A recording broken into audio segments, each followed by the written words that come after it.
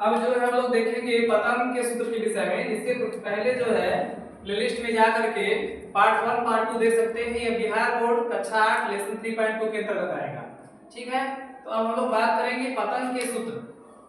ठीक है, तो पतंग का परिमाप निकालते हैं। तो पतंग का परिमाप जो है कैसे निकलता है इस पर हम लोग बात करते हैं कि पतंग में मान लेते हैं कि यह और यह भुजा अगर बराबर है तो यह भुजा अगर ए होगी तो यह भी भुजा भी क्या होगी, ए होगी। ठीक है, इसके बाद अगर यह और यह बराबर है, अगर यह भुजा बी है तो ये भी भुजा क्या हो जाएगी, बी हो जाएगी। ठीक है, अब जो है पतंग का परिमाप निकालते हैं। इसका सूत्र होता है 2 गुणे आसन्न भुजाओं का योग। आसन्न भुजाओं का योग। तो पतंग का परिमाप होता है 2 गुणे आसन्न भुजाओं का योग। अब बात करेंगे इसमें आसन्न भुजा क्या होती है। आसन्न मतलब सटी हुई, जैसे AB से सटी हुई क्या हो जाएगी, BC हो जाएगी, और AD से सटी हुई क्या हो जाएगी, BC हो जाएगी। फिर आसन्न भुजाओं को जोड़ देंगे तो पहली भुजा एक भुजा A है, दूसरी B है, तो A प्लस B हो जाएगा।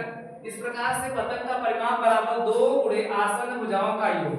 अब थोड़ा सा देख लेते हैं आता कैसे ये है। ठीक है, किस प्रकार से इसको प्रूव कर सकते हैं।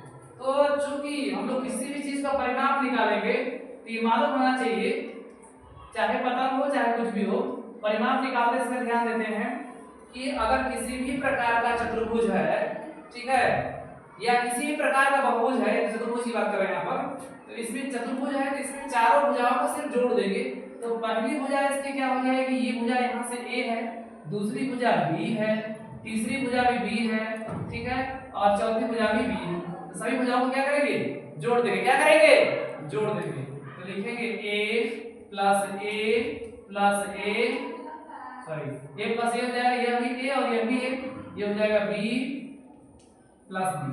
ठीक है, A B B, A B B। ठीक है, तो अब जो है A में A जोड़ेंगे तो कितना होगा, 2A होगा, प्लस B में B जोड़ेंगे तो कितना होगा, 2B होगा।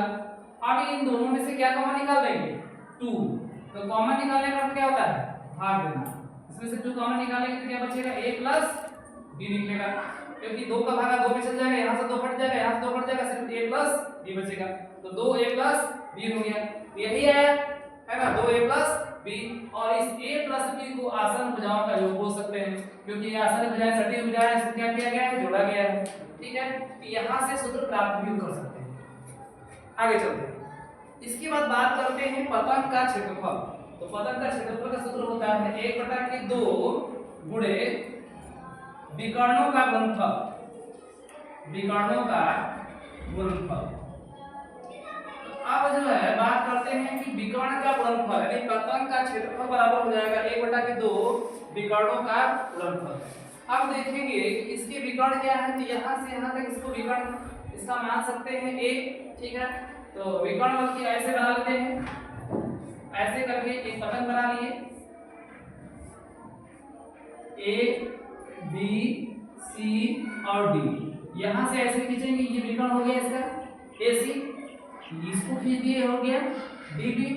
AC विकर्ण जो होगा इसका नामकरण कर दिए, यह D1 हो गया, और जो है BD विकर्ण क्या हो जाएगा, D2 हो जाएगा। तो विकर्णों का गुणनफल करना है, इसका मतलब क्या करना है कि D1 में D2 से क्या करेंगे, गुणा करेंगे। क्या करेंगे, गुणा कर देंगे, तो लिख देंगे D1 D2। इस प्रकार से हम लोगों ने देखा कि पतंग का क्षेत्रफल बराबर 1/2 विकर्णों का गुणनफल।